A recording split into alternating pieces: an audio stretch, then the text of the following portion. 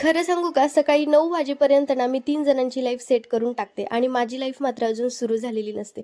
चहा करण्यापासून ते डब्बा बनवण्यापर्यंत, घर आवरणं आणि आई माझी बॉटल बॉटल कुठे आहे? लवकर कर, उशीर होतोय, बस येईल आणि अगं नाश्ता झालेला आहे की नाही? मला भूक लागली आहे, शॉपवर जायचंय, लवकर कर. इथपर्यंत सगळ्यांचं करत-करत 9 वाजतात आणि माझी लाईफ मात्र साईडला राहून जाते. असं चला आता ही लगबग माझीच नाही तर प्रत्येक गृहिणीची, प्रत्येक आईची आणि प्रत्येक वाईफची लगबग जी आहे ती सकाळी-सकाळी सुरूच असते. आणि आता ही मी जी भाजी बनवते, या भाजीला तुम्ही काय म्हणतात मला सांगा. आम्ही तर याला डिंगऱ्या म्हणतो, पण तुम्ही याला काय म्हणतात मला नक्की कमेंट करून सांगा.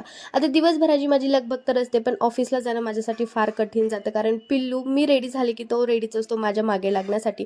ऑफिसला गेल्यानंतर ऑफिसची कामं करा आणि सकाळपासून जी लगबग असते तर ती रात्री झोपेपर्यंत सुरूच असते. पण माझा नवरा मात्र मला आनंदी ठेवण्यासाठी प्रत्येक क्षण शोधतच असतो. घरी येण्यासाठी तसा मला लेटच झाला होता, पण अहोंचं म्हणणं होतं की चल आज मूव्हीला जाऊयात आणि बाहेरच डिनर करूयात. त्यामुळे मग मूव्हीला गेलो, बाहेरच डिनर केला आणि दिवसाचा शेवट खूप छान असा झाला. बरं चला आता व्हिडिओ इथेच संपवते. नवीन असाल तर सबस्क्राईब करा, व्हिडिओ आवडला असेल तर लाईक करा. बाय.